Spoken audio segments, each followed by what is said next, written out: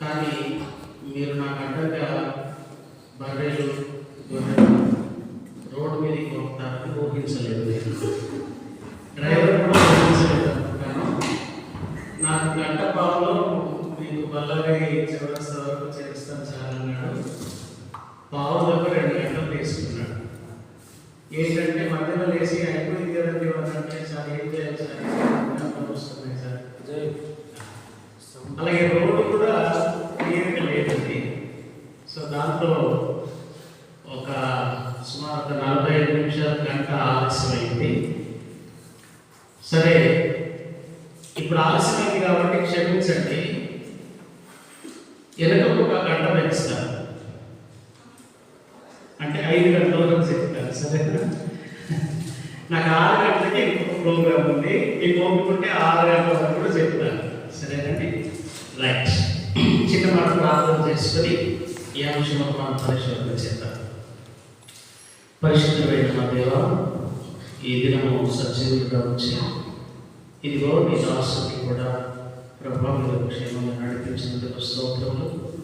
ఆలస్యమైన ప్రభావ ఆయనను మేము అంశము సరిగ్గా నేర్చుకోవడానికి సహాయం చేయమని నీ ఆత్మ నడిపింపు ద్వారా ఆయన పరమ బోధకుడు కనుక, ఆయన జ్ఞానాత్మ కనుక మాకు సరైన జ్ఞానము విజ్డమ్ను దయచేయమని ప్రతిమానుకుంటారు.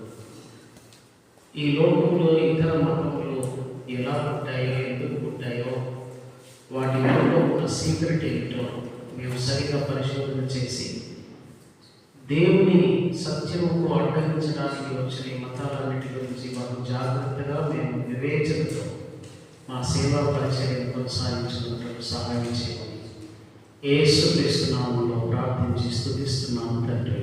ఆమేన్. ప్రపంచ మతాల మర్మ చరిత్ర. రైట్. కొద్దిగా వస్తుందా కొంచెం?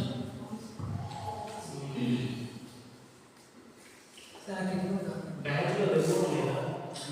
రిమోట్ టేబుల్ మీద లైట్ బంద్ చేస్తే లైట్ రిమోట్ ప్రొజెక్టర్ రిమోట్ తెచ్చుకున్నాను. సరే, నాకు అక్షరాలు ఏర్పడుతున్నాయి, మీకు ఏర్పడుతున్నాయి కష్టం అవుతుంటారు. నాకు గుడ్డి ఉన్నాయి కదా, ఏర్పడుతుందా కష్టం. రైట్. మనము మతం దాని నిర్వచనాన్ని ముందుగా తెలుసుకోవాలి. What is religion? మతం అంటే ఏంటి అసలు? మతం అనే దాన్ని వాస్తవానికి రిలీజియన్ అనే పదము ఇది క్రైస్తవ్యానికి కూడా వాడబడింది. క్రైస్తవ్యంలో కూడా రిలీజియన్ అనే మాట వాడబడింది. ఇక మతం అనేది వాస్తవానికి మతి నుండి పుట్టినదే మతం అని నిర్వచనం ఉంది. ఎక్కడి నుంచి పుట్టింది? మతి నుండి పుట్టినదే మతం. ఇది దేవుడి మతి నుండి పుట్టిందని కావచ్చు, మానవుడి మతి నుండి పుట్టిందని కావచ్చు. ఈ మతాలను 2 రకాలుగా మనం చూస్తున్నాం. మొదటి, దేవుని మనస్సులో పుట్టినది ఒకటి, మానవ మనస్సులలో పుట్టినది మరొకటి. ఈ విధంగా మతాలు 2 రకాలుగా ఉన్నాయి ప్రపంచంలో. మనుషుల మనస్సులలో ఆలోచన చేసి కొన్ని ఆచారాలు, పద్ధతులు తయారు చేసింది మానవ కల్పిత మతం. దేవుడి మతం, దేవుడి అభిప్రాయం, దేవుడి మార్గం అనేది మరొకటి ఉన్నది. సో ప్రపంచ చరిత్రలో మొట్టమొదటి మతాన్ని మనం ఎక్కడ చూస్తామంటే కయీను మతం. కయీను మతం యొక్క ప్రత్యేకత ఏంటి అంటే, దేవుడి ఉన్నాడని తెలుసు, ఆయనకు దేవుడి దగ్గరికి చేరుకోవాలని తెలుసు, కానీ నీతి క్రియల ద్వారా దేవుడిని చేరుకోవాలని ప్రయత్నం చేసిన మొట్టమొదటి మతం. నీతి క్రియల ద్వారా దేవుడిని చేరొచ్చు అని పునాది వేసిన వాడు కయీను. సో అది కయీను మతం. ఇక రెండవది హేబేలు మతం. ఈ హేబేలు మతం ఏంటంటే, ఇప్పుడు మనం ఎన్ని రకాల మతాలను చూసాం? 2. ఒకటి దేవుని మనసులో పుట్టిన మతము, రెండవది మనుషుల మనసులో పుట్టిన మతం. ఈ రెండిట్లో హేబేలు మతము మనుషుల మనసులో పుట్టిన కల్పన కాదు. ఎందుకని అంటే ఎప్పుడైతే వీళ్ళిద్దరు అన్నదమ్ములు బలి అర్పించడానికి వెళ్ళారో దేవుడు హేబేలు యొక్క బలిని యాక్సెప్ట్ చేశాడు. కారణం అంటే because it is the mind of God, it is the religion of God. దేవుని మతం అని. మతం అంటే మనకు క్రైస్తవులకు కొంచెం రాంగ్ కాన్సెప్ట్ ఉంది. అయితే ఈ క్లాస్ కనుక నేను అడుగుతున్నాను, మీరు ఆన్సర్ చేయండి. క్రైస్తవ్యం మతమా కాదా? కాదా? ఏంటి మరి? మార్గం. బాగా చెప్పారు. మరి మతానికి మార్గానికి ఉన్న తేడా ఏంటి?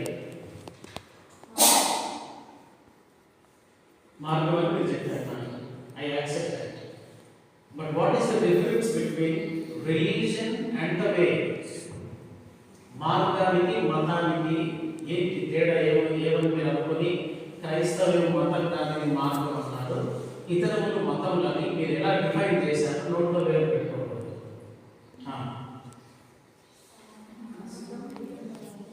ఏంటి? What is the difference between religion and Christianity? మీకు ఆలోచన వచ్చి చెప్పండి. మనం ఆలోచించడానికే క్లాస్లో ఉన్నాం. ఊరికి మేమేదో మీ మీద మాకు తెలిసిందా మీ మీద పడేసుకోవడం కాదు. You have to think. మతం అనేది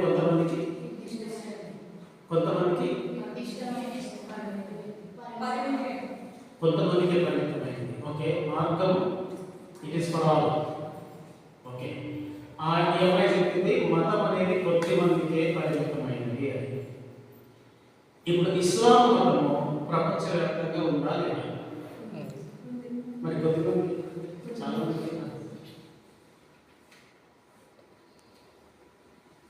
సరే, హిందూ మతము ఎంతమంది కొరకు తయారు చేశారు? కొద్దిమంది కొరకు అన్నారు కదా, 1 కోటి మంది కొరక, 2 కోట్ల మంది కొరక, ఎంతమంది కొరకు హిందూ మతం ఉన్నది? రైట్. ఇప్పుడు గలతీ పత్రిక 1వ అధ్యాయము 23-24 వచనాలు చూద్దాం. క్రిస్టియానిటీ మతమా కాదా అన్నదానికి ఈ వచనం చూపిస్తున్నాను. ఓకే, క్రిస్టియానిటీ మతమా మార్గమా అని మనకు అర్థం కావడానికి ఈ వచనం చూపిస్తున్నాను. గలతీ పత్రిక 1వ అధ్యాయము 23-24 వచనం. అది కరెక్టే. మునుపు మనలను హింస పెట్టిన పాడు చేయించు వచ్చిన మతము ప్రకటించుచున్నాడని వారిని బట్టి దేవుని. ఓకే, ఇప్పుడు ఈ మాట అంటున్నది ఎవరు? పౌలు. గలతీ పత్రిక పౌలే రాశాడు. పౌలు అంటాడు. ఈ పౌలు గురించి వాడు ఏమనుకున్నారట? మునుపు పాడు చేయించు వచ్చిన మతమును మళ్ళీ ప్రకటించుచున్నాడు. మునుపు దైన్యం పాడు చేశాడు ఈ మతాన్ని, మళ్ళీ ఇప్పుడు దాన్నే ప్రకటిస్తున్నాడు. దేని పాడు చేశాడు పౌలు ఇంతకు ముందు? క్రిస్టియానిటీ కదా. ఆయన యూదా మతమే సరైన అంటున్నాడు కాబట్టి క్రిస్టియానిటీ పాడు చేశాడు. సో క్రిస్టియానిటీని పాడు చేసిన దాన్ని మతం అని రాశాడా పౌలు? మార్గం అని రాశాడా?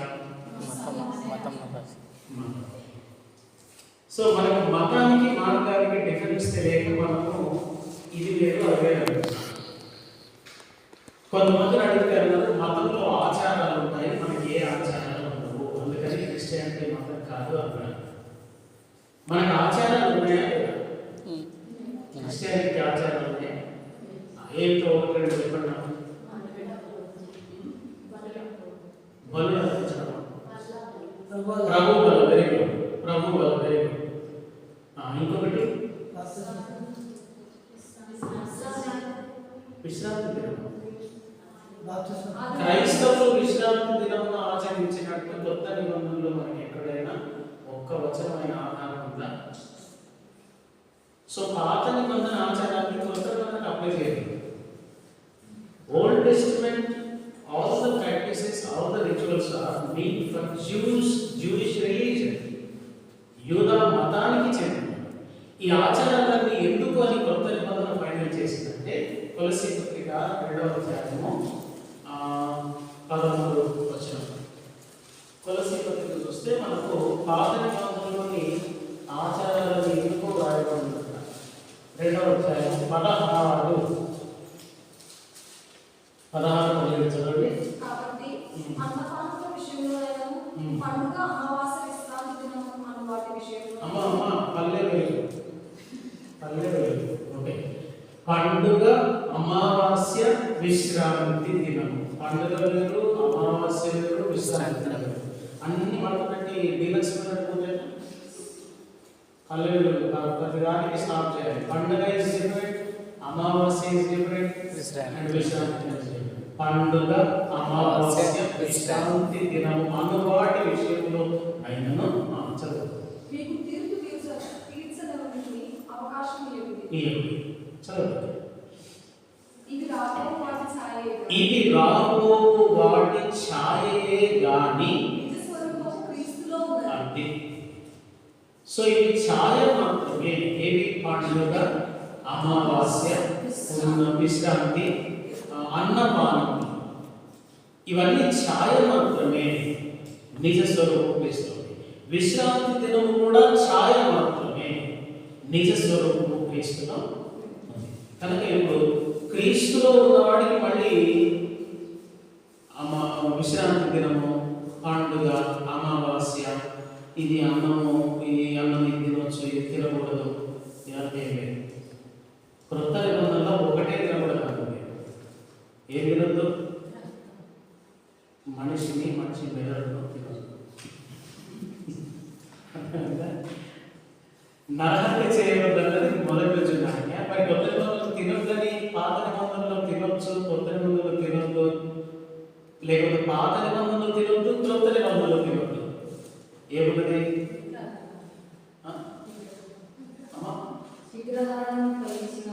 తినకూడదు. అదే అపోస్తల కార్యంలో పౌలు చెప్పాడు, విగ్రహములకు బలిచ్చిన వాటిని, గొంతు పిసికి చంపిన వాటిని తినకూడదు, రక్తమును తినకూడదు. పాత నిబంధనలో రక్తం తినొద్దని క్రొత్త నిబంధనలు. సో క్రొత్త నిబంధనలో ఉంది కాబట్టి మనం పాటిస్తాం, కానీ పాత నిబంధనలో ఉంది కాబట్టి పాటించాం. రక్తము ఎందుకు తినొద్దంటే అందులో ప్రాణము పెట్టాను నేను కాబట్టి రక్తము మీరు తినొద్దు. అంటే ఒక ప్రాణాన్ని తినండి, అది నేను పెట్టిన ప్రాణం కాబట్టి మీరు రక్తం తినద్దు. భూమి మీద పడే రక్తము, మాంసం తినొచ్చు అనే క్రమం. అలాగా క్రొత్త నిబంధనలు ఏది తినొద్దని లేదు.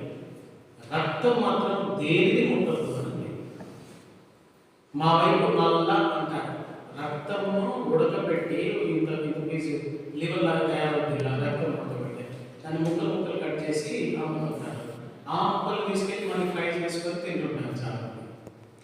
ఇది క్రైస్తవ్యానికి అనుమతి ఇవ్వబడలేదు. అందులో దేవుడి పెట్టిన ప్రాణం ఉంది కనుక ముట్టొద్దు అనే వాళ్ళు తింటారు.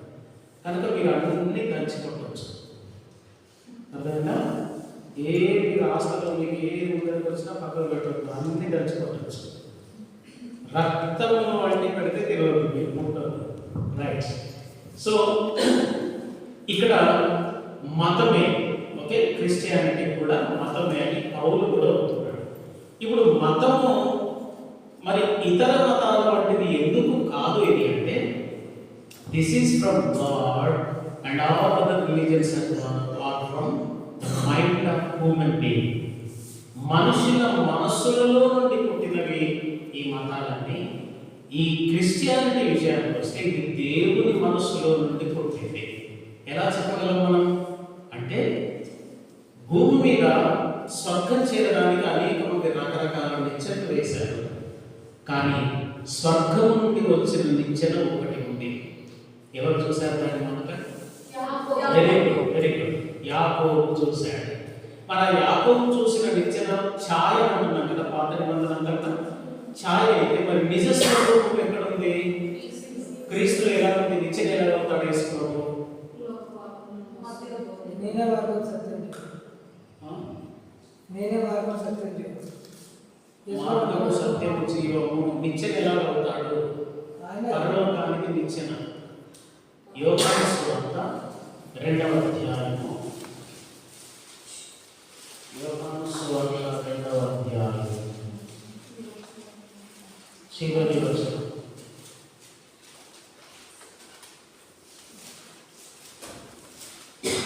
ఒకటి చివరి వచనం కనుక 151. మరియు మరియు మరియు ఆయన మీరు ఆకాశం ఆయన కాదు, ఆయన డాష్ మరియు అంటే కొంచెం ఆగమని ఉందన్నమాట. డాష్ అంటే ఆయన ఇట్లా చెప్తున్నాడు అనమాట. అంటే బైబిల్లో ఎక్కడైనా ఒక పదం వచ్చి డాష్ వచ్చింది అనుకోండి, this person is trying to say something. ఈ వ్యక్తి ఏదో చెబుతున్నాడు. సో ఈయన మాట్లాడితే ఆ మాటలు కలుగుతుంది. ఈయన ఈ విధంగా చెప్పాడు. ఓకే, డివైడ్ చేయాలి. ఇప్పుడు మీకు జొన్న రొట్టె పెడతారు. జొన్న రొట్టె పెడితే రొట్టెలు కలవడానికి బాగుంటుంది అని తెలుస్తుందా? First of all I have to break it centre కదా, మధ్యలో ఇవ్వాలి. మళ్ళీ 4 ముక్కలు చేయాలి, 8 ముక్కలు చేయాలి, 16 ముక్కలు చేసి ఎంత సైజులో చేసిన ముక్కలు ఇందులో పట్టేట సైజ్ చేసుకొని అప్పుడు కూరలు పెట్టుకొని రెడీ అయిపోతారు. వాక్యాన్ని కూడా ఎంత విరిస్తే అంత చక్కగా అర్థమైంది. స్పీడ్ బ్రేకర్ లేకుండా పోయిందనుకో అర్థం కాదు. ఇప్పుడు స్పీడ్ బ్రేకర్ వేసుకొని చదవాలి. మరియు ఆయన అది మీరు ఆకాశం తెరవబడి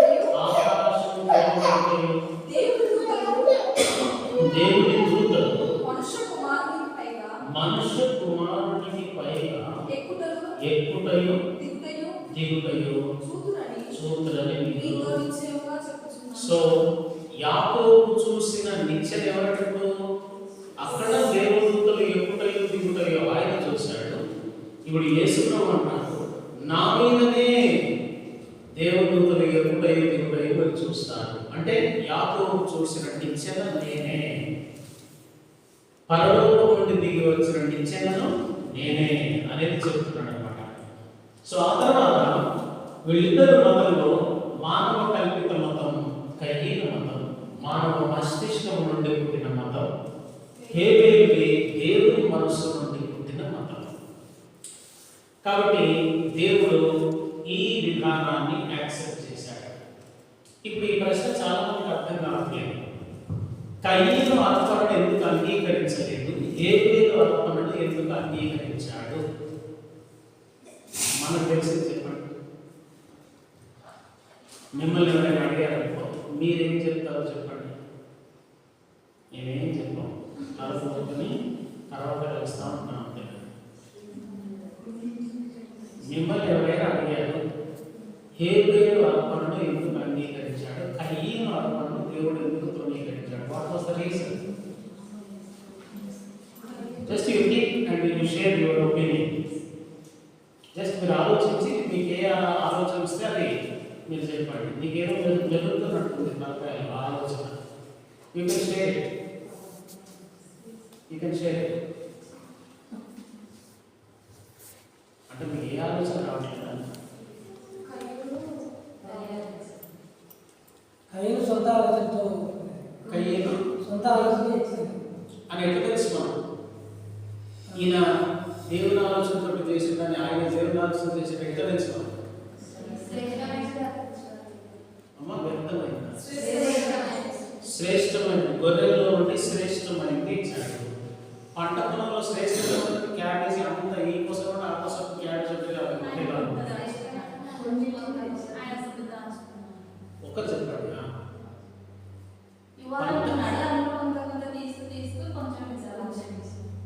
చాలా వరకు తీసుకొని కొంచెం ఇచ్చాడు. అన్ని సభ్యులాగా అదేనా? ఓకే, కొంచెం ఇచ్చినందుకు నచ్చలేదు, ఎక్కువ ఇచ్చినోడికి నచ్చాడు మరి. ఇప్పుడు కొంచెం అని ఎట్లా డిసైడ్ చేశారు, అది బాగా అని ఎట్లా డిసైడ్ చేశారు? శ్రేష్టమైనది ఇచ్చాడు అంటే పదం వాడాడు, మంచిది, వెరీ గుడ్. ఈయన పంట పొలంలో శ్రేష్టమైన ఉంటుంది, గిరగాలకి ఒకే రకంగా ఉంటాయి. ఏమన్నా పుచ్చిపోయింది, పురుగు పట్టి ఇచ్చాడు అంటే కయ్యలు. అప్పుడు పురుగే లేదు కదా పంటకి, అప్పుడు మందులేయడం లేదు, పురుగు స్వచ్ఛంగా మొలిచాయి ఆ కాయలు, వాటిని తీసుకొచ్చి ఇచ్చాడు. ఆదాము ఒక పాపం ద్వారా నేల శపించబడింది. హేబేలు బలి అర్పించడం ద్వారా బలి అయిన సో శపించబడిన దాంట్లో నుండి కయ్యని ఇచ్చాడు, అదేనా? ఆశీర్వదించబడిన దాంట్లో నుండి హేబేలు ఇచ్చాడా?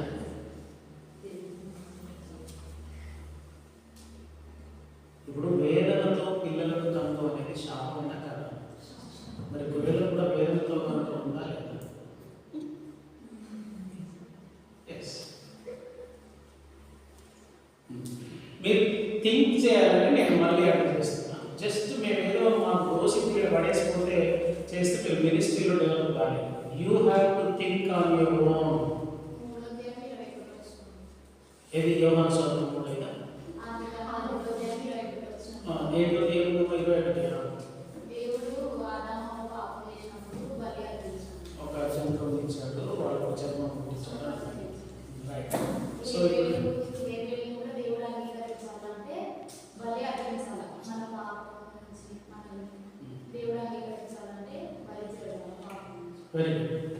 కాంత ఏంటంటే ఇప్పుడు అక్కడ దేని కొరకు జంతువును చంపాడంటే వీళ్ళకి వస్త్రాలు లేవు, వస్త్రముల కొరకు చంపాడన్నమాట. బలిని స్వీకరించేది దేవుడు కదా, మరి దేవుడు బలి అర్పిస్తే ఎవరికి అర్పించినట్టు? ఈ పాప చదివింది కరెక్టే, కానీ మిమ్మల్ని నేను క్రాస్ చేస్తున్నాను, ఎందుకంటే మీరు మళ్ళీ రివర్స్ ఆలోచన చేయడానికి.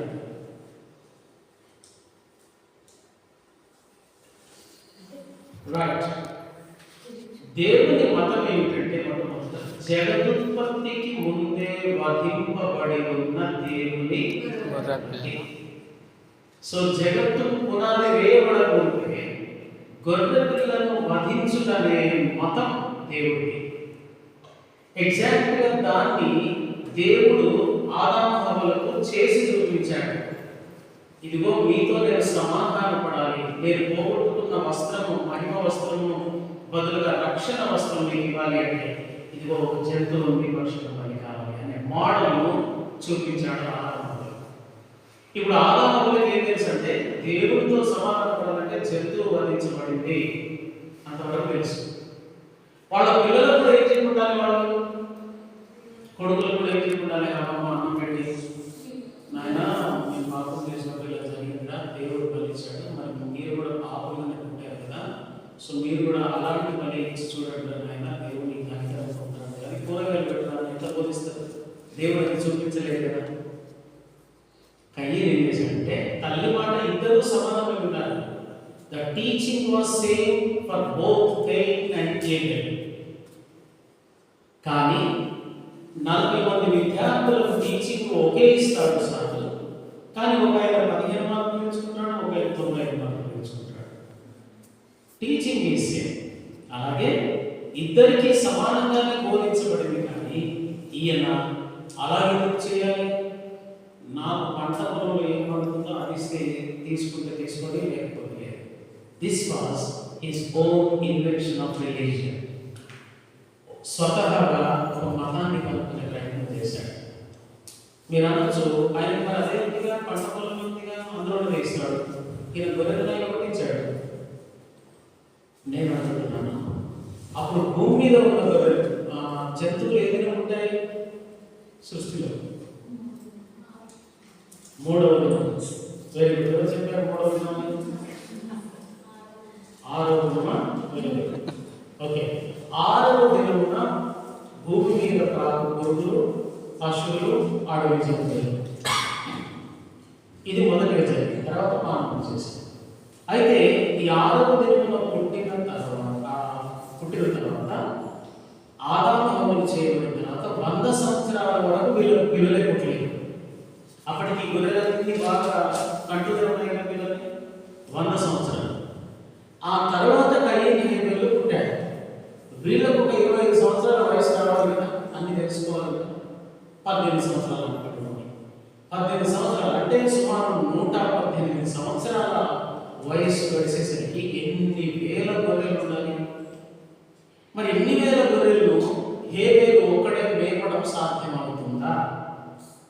ఈరోజు నేను వస్తుంటే బస్సు ముందట గొర్రెలు మొదలే మొదలు 2 రోజులు వర్షం పడింది, ఈరోజు వర్షం లేదని అందరి రోడ్డు మీద తీసుకొస్తున్నారు. ఆఫ్టర్ ఆల్ 100 గొర్రెలు కూడా లేవు, 2 వాటిని సెట్ చేసుకుంటున్నారు. 100 గొర్రెలకు 3 అవసరమైతే మరి హేబేలు కొన్ని లక్షల గొర్రెలు ఉత్పత్తి అయ్యాక అవన్నీ కాయడం సాధ్యమవుతారు. ఈయన ఏదో కొన్ని 10 గొర్రెలు 50 గొర్రెలు పట్టుకొని కాయడం జరుగుతున్నాడు. కానీ మిగతా గొర్రెలన్నీ ఈయనమే కాపలేదు. కయ్యను వెళ్ళి ఆ బయటి గొర్రెలను తెచ్చుకొని అర్పించవచ్చు. First option. సెకండ్ ఆప్షన్, తమ్ముడు నీ దగ్గర ఉన్న మందలో ఉన్న ఒక మంచి గొర్రెలు నాకు ఇక్కడ, నేను పండించిన పంట పొలంలోకి మీకు ఇస్తాను. మొదట వ్యాపారం ఎట్లా జరిగేది? పూర్వకాలం ఒక వస్తువుకు మరొక వస్తువు ఇవ్వడమే వ్యాపారం. కరెన్సీ లేదు కాబట్టి ఆ రోజుల్లో నేను చిన్నగా ఉన్నప్పుడు కూడా ఈత పండ్లు అనేవి అమ్మేవాడు. ఈత పండ్లు ఎలా ఉండాలంటే సరికి సరి, అంటే గ్లాస్ బియ్యం పోస్తే గ్లాస్ ఈత పండించి వెళ్ళేవాడు. సో నేను చిన్నప్పుడు చూశాను. అప్పుడు కరెన్సీ 50 పైసలు ఇవ్వడం, 20 పైసలు ఇవ్వడం లేదు. నూకలు 2 గ్లాసులు పోస్తే 1 గ్లాసు ఈత పండిస్తాం. ఇట్లా వ్యాపారం జరిగింది. సో మొట్టమొదటి మరి ఏం జరుగుతుంది? అంతే కదా, కరెన్సీ లేదు కదా. సో తమ్ముడికి కూరగాయల్లో ఒక 100 క్యాబేజీలు ఇచ్చి ఒక చిన్న గొర్రె తెలియదు ఎక్స్చేంజ్ ఆఫర్ అనమాట. ఓకే, సో అట్లాగైనా తీసుకోవచ్చు. Second option. ఇంకా ఎన్నో పశువులు ఉన్నాయి, రక్తం కలిగిన జంతువులు ఎన్నో ఉన్నాయి. ఏదో ఒక దాన్ని తీసుకొచ్చుకొని అర్పించవచ్చు. కానీ ఈయన తత్వం ఏంటంటే, నేను నాకు తోచిన పద్ధతిలో దేవుడు అప్రోచ్ అవుతాడు. whether they God may accept or may not accept, I don't care. నేను నాకు పట్టించుకోను, నాకు తోచింది ఏదో నేను చేస్తాను.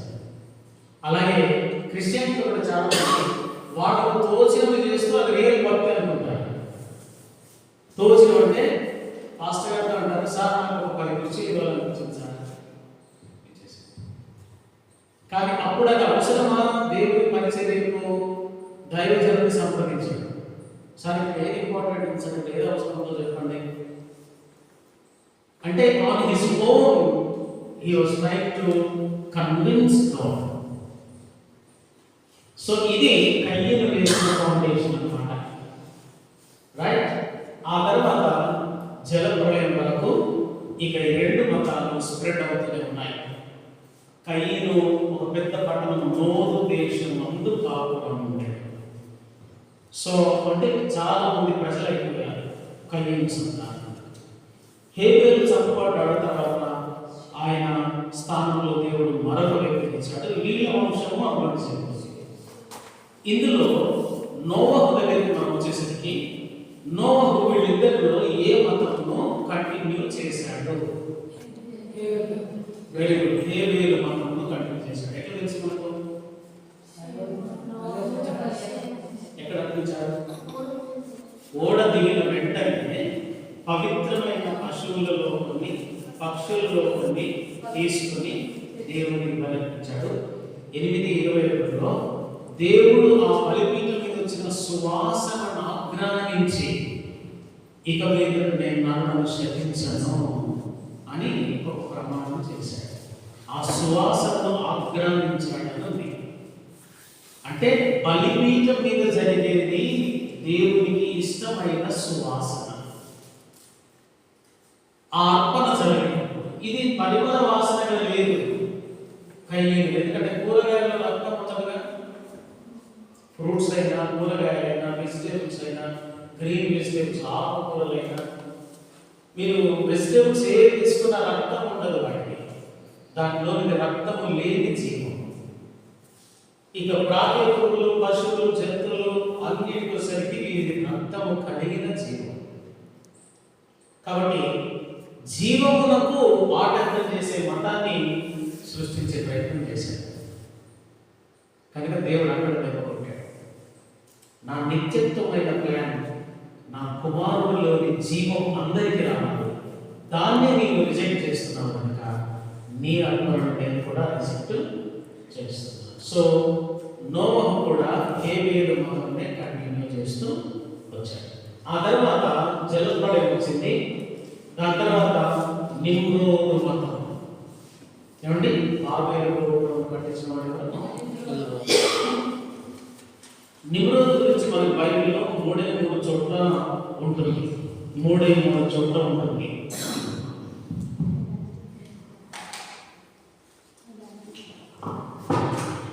ఇచ్చాను ఇంతకుముందు రెఫరెన్స్ ముందు రాష్ట్రం చక్కగా జెనసిస్ ఆది కాండము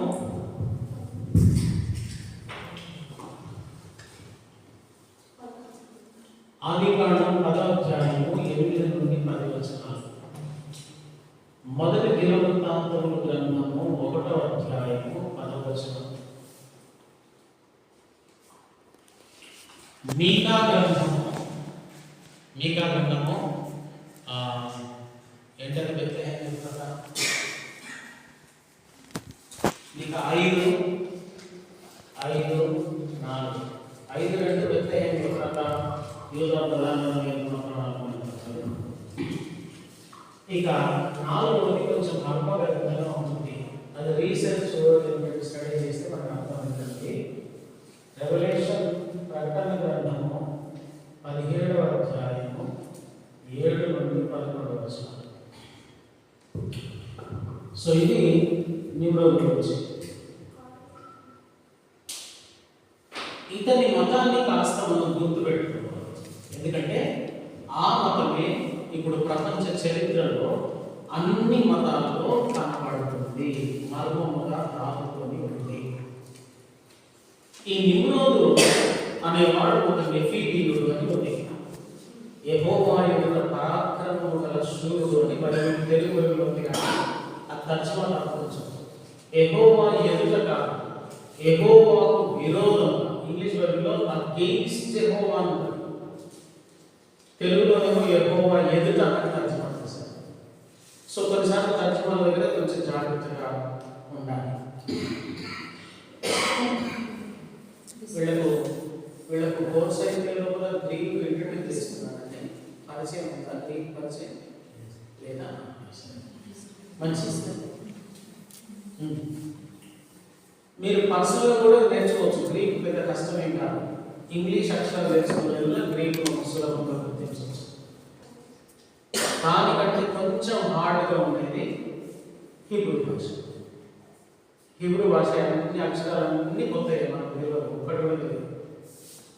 అది కొంచెం కష్టం ఉంటుంది. ఒక వారం కనుక రోజు ఒక 2 గంటలు, ఉదయం 1 గంట, రాత్రి 1 గంట హీబ్రూ అక్షరాలు చిన్నపిల్లలు రాసినట్టు ఏబిసి రాసుకుంటే అది కూడా వస్తుంది. సరే, ఇప్పుడు ఈ నిమ్రోదు అన్నవాడు స్టార్ట్ చేసిన మతంలో ఏం చేశాడంటే, మొట్టమొదట మనుషులను దేవుళ్ళుగా ఆరాధించడం అనేది వాడు మొదట ఇంట్రడ్యూస్ చేశాడు. మనుషులను దేవుడిగా. అప్పటికి దేవుడి పేరు తెలియదు. దేవుడు ఉన్నాడని తెలుసు, ఆయన సర్వశక్తిమంతుడని తెలుసు, కానీ దేవుని పేరు తెలియదు. దేవుని పేరు మొట్టమొదట తెలియబడింది ఎవరికి? దేవుని పేరు మొట్టమొదట ఎవరికి తెలియచేయబడింది?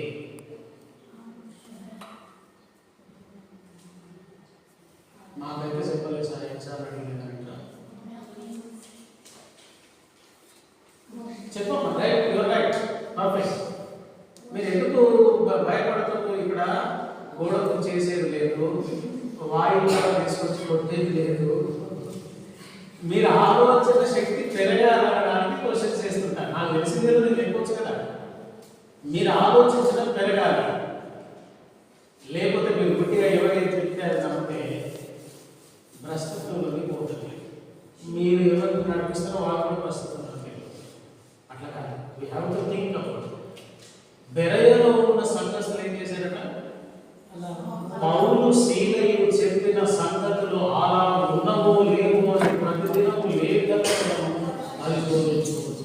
పౌలు చెప్పినట్లు అనుసరిస్తాము. సో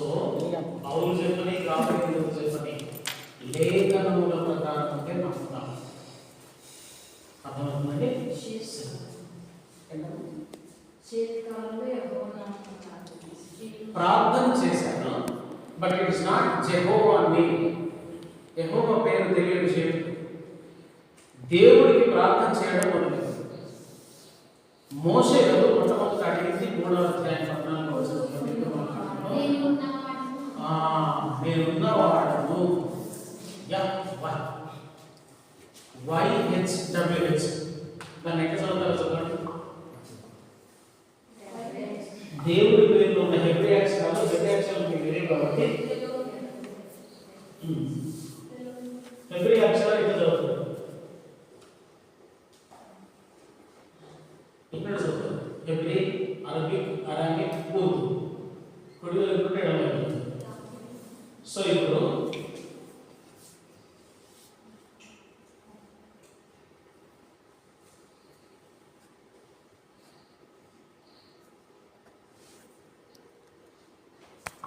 ఇవి హిబ్రూ అక్షరాలు. ఏమర్థం వచ్చింది అందుకే ఇక్కడ అన్నాను. Okay right. యా వా దీని ఎక్కడ చదువుతారు? ఇక్కడ ఏ పెట్టింది?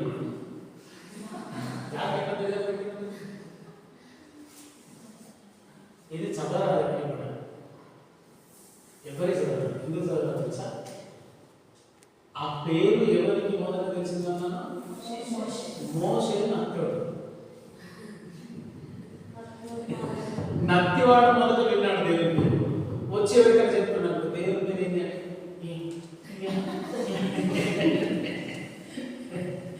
అందుకే యెహోవా పేరు ఎవరికి వెళ్ళరా.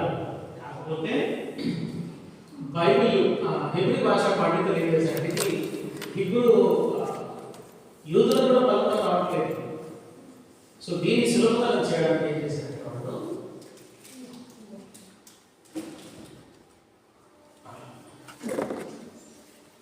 యాహ్వే ఓవెల్స్ యాడ్ చేశారు కదా. ఆ విధంగా యాహ్వే అయింది.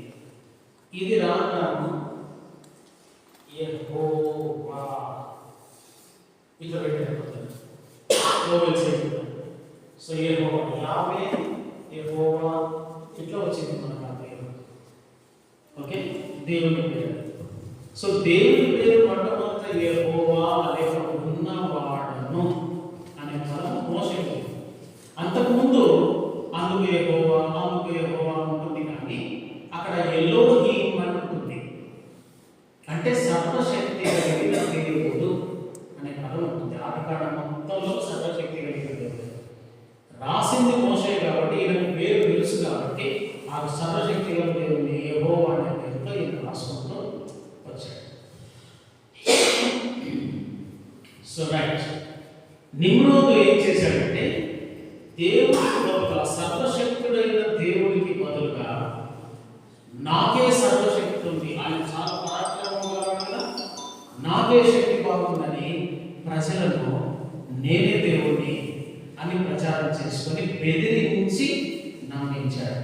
బెదిరించి ప్రపంచంలో మనుషులను కత్తితో బెదిరించి విస్తరించిన మతం ఏంటి? ఇస్లాం. ఇస్లాం అది ఎట్లంటే ఇస్లాం యొక్క సూత్రం ఏంటంటే by word or by sword. అంటే నోటితో అల్లాహే దేవుడు అని చెప్పండి, ఒప్పుకున్నాడా సరే, లేకపోతే కత్తి పెట్టేసేయడం. కత్తి పెడితే ఒప్పుకోలేదా తీసేయడం. By word or by sword. ఇక ప్రపంచంలో ఏ మతం కూడా బెదిరించి జరిగించలేదు. సరే, నిమ్రోదు మొట్టమొదట అలాంటి మతాన్ని స్థాపించాడు. తను ఎవరు ఆరాధించడో వాళ్ళని చంపేయండి, ఎలోహిం అనే దేవుడిని ఎవరైనా ఆరాధిస్తున్నాడు కనుక చంపేయండి. ఆ రకంగా ఇతను రాంగ్ ట్రినిటీని ఇంట్రడ్యూస్ చేశాడు. ఏమన్నాడంటే నేను నా భార్య, నేను సూర్య దేవుడిని, నా భార్య చంద్ర దేవత, మా కుమారుడు నక్షత్ర దేవుడు. సూచన ఏ పదం రాస్తే సూర్యదేవుడు నక్షత్ర సూచన అంటే కదా. సో ఈ సృష్టిని ఆరాధించడం ఇంట్రడ్యూస్ చేసిన వాడు, మనుషులను దేవుడిగా ఆరాధించడం ఇంట్రడ్యూస్ చేసిన వాడు నిమ్రోద్ అన్నవాడు. అది నిమ్రోద్ యొక్క మతం. ఇక్కడ నుండి ప్రపంచ మతాలన్నిటికీ పునాది పడింది. ఇక మనం చరిత్రలో చూస్తే మెసొపొటేమియన్ రిలీజియన్ అతి పురాతనమైన నాగరికత మెసొపొటేమియా నాగరికత. మెసొపొటేమియా నాగరికతలో 3 ఉన్నాయి మళ్ళీ. ఏమిటది అమ్మా? అష్షూరు, బబులోను, సుమేరియన్ నాగరికత. అష్షూరు, బబులోను, సుమేరియన్ నాగరికత. ఇవి 3 కలిసి మెసొపొటేమియా నాగరికతగా పిలువబడ్డాయి.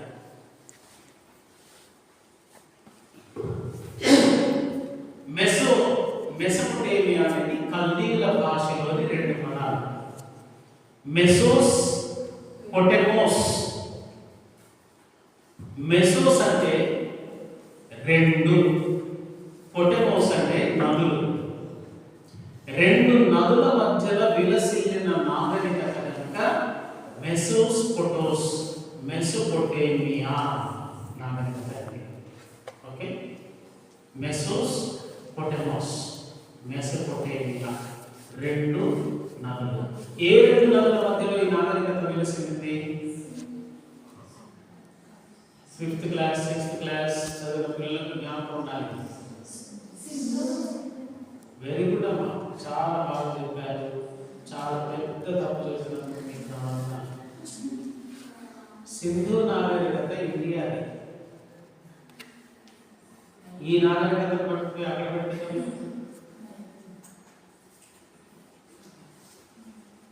ప్రపంచంలో అతి పురాతనమైన నాగరికతల్లో మెసొపొటేమియా నాగరికత ఒకటి, ఈజిప్షియన్ నాగరికత ఒకటి, సింధు నాగరికత ఒకటి. ఇవి అతి పురాతనమైన నాగరికత. మీరు సింధు తీసుకుపోయి మెసొపొటేమియా దగ్గర వెళ్తున్నారు. పోనీ 2 నదుల మధ్యలో ఉన్నదే చెప్పారు కదా. సింధు నది, సింధు నాగరికతకు పక్కన ఏమేమి నదులు ఉన్నాయి? గంగా, యమున, సరస్వతి. సింధు నది ఒకటే ఉంది.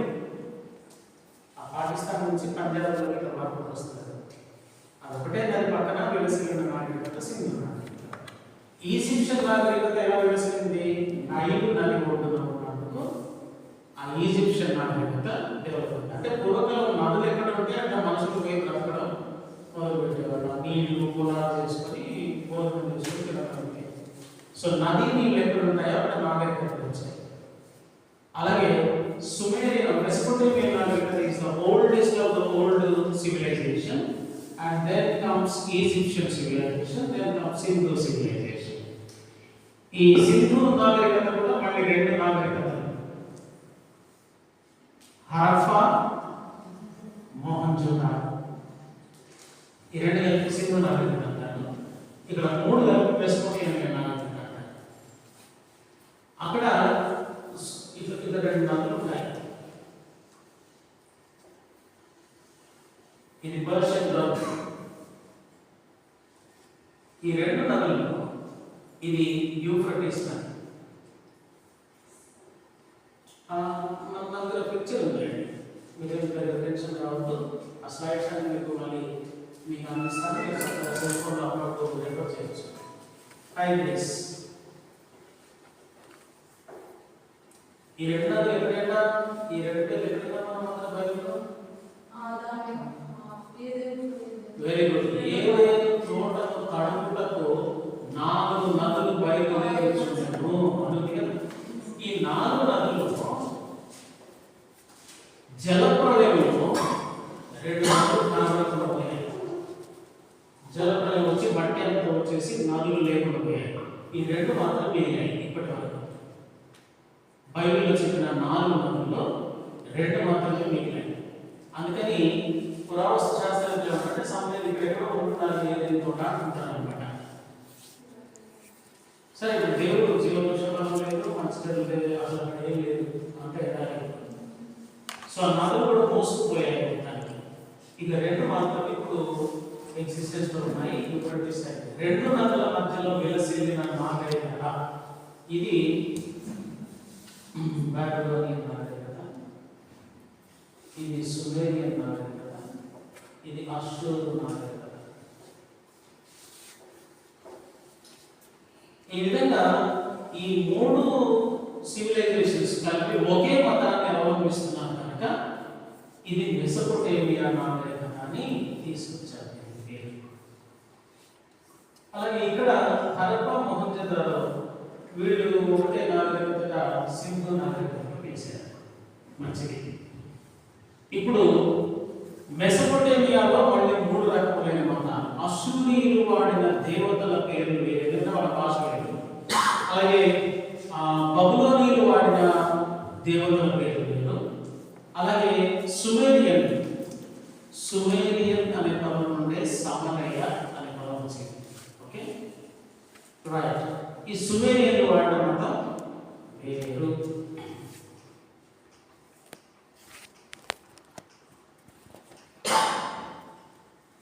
రైట్. మతాన్ని గురించి అనేక మంది ఇచ్చిన నిర్వచనంలో నుంచి ఒకటి చూపిస్తున్నాను మీకు. మానవాతీత శక్తి లేదా శక్తులు, ముఖ్యంగా దేవునిపై, దేవుళ్ళపై నమ్మకం మరియు ఆరాధన, గొప్ప భక్తితో అనుసరించే ఒక అన్వేషణ లేదా ఆసక్తిని మతం అని నిర్వచించారు. ఇక్కడ ఇంగ్లీష్లో దాన్ని తెలుగులో ఇక్కడ తర్జుమా చేసినట్లే. సో మతం యొక్క నిర్వచనం తెలుపంటే మీరు చెప్పవచ్చు. ఎందుకంటే చాలా మంది ఇచ్చిన స్టేట్మెంట్ యొక్క ఎసెన్స్, సారం.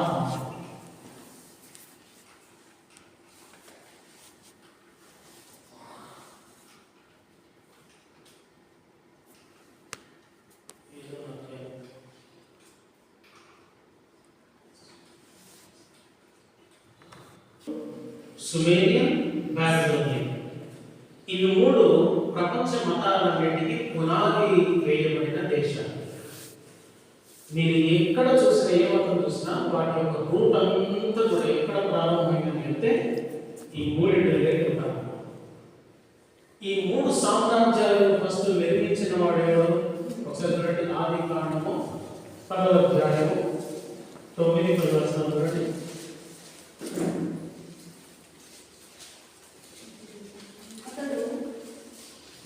అతడు యెహోవా ఎదుట పరాక్రమముగల వేటగాడు కాబట్టి యెహోవా ఎదుట పరాక్రమముగల వేటగాడైన నిమ్రోదు వలె అని లోకోక్తి కలదు.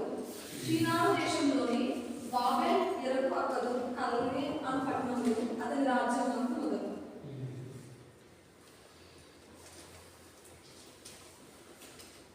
అతని రాజ్యం ఎక్కడెక్కడ ఉంటుందట? షీనారు మైదానం ఎక్కడుంది? బబులోనులో ఉంది. షీనారు మైదానం బబులోనులో ఉంది. రైట్. షీనారు మొదలుకొని ఎక్కడ? దేశంలోని బాబెల్ ఎరకు అక్కడు కల్నే అను పట్టణం. ఇంకా చదువు. అతని రాజ్యంలో మొదలు ఆ దేశంలో నుండి అష్షూరుకు బయలుదేరి ఇక్కడికి వెళ్ళిపోయాడు. నన్ను చూస్తున్నారా? ఇక్కడ స్టార్ట్ చేశాడు తాను కింగ్డమ్. ఇక్కడ నుండి తాను పట్టణాలు కట్టుకుంటూ ఇక్కడ వెళ్ళాడు. అష్షూరులో ఏముంది? నినివే పట్టణం కట్టించడం ఉంది.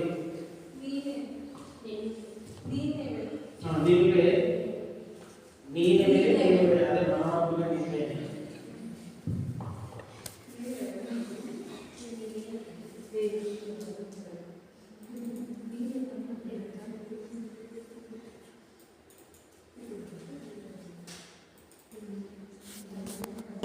బబులోను మొదలుకొని నినివే వరకు అతను తన సామ్రాజ్యాన్ని విస్తరించాడు. Okay, right. మతం యొక్క నిర్వచనం రాసుకున్నాను. ఈ నిర్వచనాన్ని ఇచ్చిన వాడు ఒక ఆంథ్రోపాలజిస్ట్, అమెరికన్ ఆంథ్రోపాలజిస్ట్, ప్రొఫెసర్ ఎమిరిటస్లో ప్రొఫెసర్ అయిన institute of advanced study Princeton. ఇది ఈ ఇచ్చిన నిర్వచనాన్ని ప్రపంచం అంతా యాక్సెప్ట్ చేశారు. ఈయన ఏమంటాడంటే మతం అనేది విశ్వాసాలు, అభ్యాసాల వ్యవస్థ. దీని ద్వారా ఒక గుంపు వారు మానవ జీవితం యొక్క ప్రాముఖ్యమైన సమస్యతో పోరాడుతున్నాడు. మానవ జీవితంలో ప్రాముఖ్యమైన సమస్య అనేది భగవంతుడు. ఆ భగవంతుడికి తెలుసుకోవాలన్న సమస్యతో పోరాడే గుంపుని మతం అని నిర్వచించాడు. Okay, right. ఆల్బర్ట్ ఐన్స్టీన్ ఎవరు? ఎక్కడ పేరు ఎక్కడ విన్నా? Scientist. Very good. In which branch he was a scientist? Zoology, botany, biology, chemistry, physics. Very good. He was a great mathematician and also physicist. భౌతిక శాస్త్రవేత్త, గణిత శాస్త్రవేత్త. Okay, right. ఈయన ఒక యూదుడు, పుట్టుకతో ఒక యూదుడు, తర్వాత క్రిస్టియన్ అయ్యాడు, దేవుడిని నమ్మిన వ్యక్తి. సో ఈయనేమన్నాడంటే మతం లేని సైన్స్ ఉంటుంది, సైన్స్ లేని మతం ఉంటుంది. సైన్స్ అండ్ రిలీజియన్ రెండు మనిషికి అవసరమే అని చెప్పాడు అన్నమాట. సో ఒక సైంటిస్ట్ మతాన్ని నిషేధించాలి అసలైతే, ఒప్పుకోదు. కానీ నేను దేవుడు ఉన్నాడనే పుస్తకం రాశాను, అందులో అనేక మంది సైంటిస్టులు ఇలాంటి వాళ్ళు దేవుడు ఉన్నాడనే నమ్మకాన్ని వాళ్ళు చెప్పారు అన్నమాట. సో ఇక్కడ మనం ఆలోచించాల్సింది ఏంటంటే సైన్స్ను వ్యతిరేకించవద్దు, అలాగే మతాన్ని కూడా వ్యతిరేకించవద్దు. ఇవి రెండు వేరు వేరు మనకు అనిపిస్తుంది, కానీ ఇవి రెండు ఒకదానికొకటి చేదోడు వాదోడుగా ఉంటాయనే అభిప్రాయాన్ని ఇలాంటి సైంటిస్టులు వ్యక్తం చేశారు.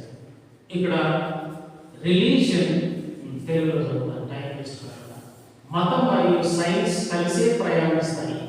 నేను ముందుగానే చెప్పినట్టు మతం లేని సైన్స్ ఉంటుంది, సైన్స్ లేని మతం ఉంటుంది. ఇవి రెండు పరస్పరం ఒకదానిపై ఒకటి ఆధారపడి ఉండి ఒకే గమ్యాన్ని కలిగి ఉన్నాయి. అదే సత్యం కోసం అన్వేషణ. సైన్స్ పరిశోధన చేసిన సత్యం ఏమిటి, అసలు భగవంతుడు అనేవాడు ఉన్నాడని. మతం అన్వేషణ చేసిన అందుకే ఈ సృష్టి అంతటి కనుక భగవంతుడు ఉన్నాడని. అలాగే మన దేశంలో గాంధీజీ గారు చెప్పారు. ఎవరు చెప్పారు ఆయన?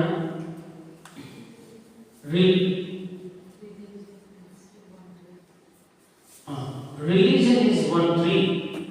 మతం అనేది ఒక చెట్టు విత్ మెనీ బ్రాంచెస్. ఎన్నో కొమ్మలు ఉన్న ఒక చెట్టు లాంటిది. As branches you may say religions are many. కొమ్మలు చాలా ఉన్నాయని మీరు చెప్పొచ్చు. But as a tree religion is only one. చెట్టుగా మతం అనేది ఒకటే, కొమ్మలు ఎన్నైనా ఉండొచ్చు, మతం అనేది ఒకటే అని ఈయన చెప్పాడు. కానీ ఈయన స్టేట్మెంట్ను ప్రపంచ ఫిలాసఫర్స్ ఎవరు కూడా దీన్ని యాక్సెప్ట్ చేయలేదు. మతం అనేది ఒకటే అనే అభిప్రాయాన్ని యాక్సెప్ట్ చేయలేదు. ఎంతో మంది ఉన్నారని. ప్రపంచంలో ఆయా మతాలు ఎలా ఉంటాయి అనేది మనం ఇప్పుడు చూద్దాం. దీంతో ప్రపంచంలో అత్యధికంగా కలిగి ఉన్న మతం క్రిస్టియానిటీ. అత్యధిక జనాభా కలిగి ఉన్న మతం క్రిస్టియానిటీ. వరల్డ్ 33% ఇది క్రిస్టియన్ యొక్క పాపులేషన్. మళ్ళీ ఇందులో రోమన్ క్యాథలిసిజం ఉంది, బ్యాప్టిస్ట్, పెంటకోస్టల్, మార్మోన్, జెహోవా విట్నెస్, 2000 శాఖలు ఉన్నాయి మన ఇందులో క్రిస్టియానిటీలో. ఇస్లాంలో 70 శాఖలు ఉన్నాయి. Second world population religion is Islam, 21.01%. Third వచ్చేసి హిందూయిజం ఉంది. ప్రపంచంలో అత్యధిక మతం 13% ఉంది. ఆ తర్వాత ఇతర మతాలు లేని దేవుడిని నమ్మని వాళ్ళు ఉంటారు, నాస్తికులు అంటారు వాళ్ళు. సో వీళ్ళు 14% ఉన్నారు. అంటే నాస్తికుల కంటే హిందువులే తక్కువ ఉన్నారు. సో 14% వీళ్ళు ఉన్నారు. ఇక ఇతర చిన్న చిన్న మతాలు, బౌద్ధ మతం, షింటో మతం, జైన మతం, ఇట్లాంటివి ఉంటాయి చూసారా. ఈ చిన్న చిన్న మతాలన్నీ కలిపి ఒక 12% ఉన్నాయి. బౌద్ధ మతం ఇక్కడ 5% తీసుకుంది. Japan, China, north Korea, Nepal, ఈ టిబెట్, ఇవన్నీ దేశాలు దేశాల్లో కూడా బౌద్ధ మతం 5% ఉంది. సో ఈ విధంగా మతాలన్నీ ప్రపంచంలో ఈ విధంగా డిస్ట్రిబ్యూట్ అయ్యాయన్నమాట. క్రిస్టియానిటీ పెద్దదే మనం చెప్పుకుంటాం, కానీ ఇందులో క్యాథోలిసిజం is not Christianity. Roman Catholic మతం ఏదైతుందో అది క్రైస్తవ్యం కాదు. క్రైస్తవం యొక్క పేరు చెప్పుకొని మోసగిస్తున్న మరొక మతం అది. చెప్పుకోవడానికి పేరు ఇదే, కానీ అది కాదు. దాని వెనుక బబులోను మతము, ఆచారాలు, వ్యవహారాలు, పద్ధతులు అన్నీ బబులోని ఉంటాయన్నమాట. రైట్, మొదటిగా కయీలు హేబేలు మతాల గురించి మనం చర్చించుకున్నాం, అయిపోయింది. టైం వేస్ట్ చేయకుండా దాన్ని ఆలోచిస్తున్నాను. ఈ స్లైడ్స్ అన్ని వేరే ఉంటాయి, no problem. Okay, right.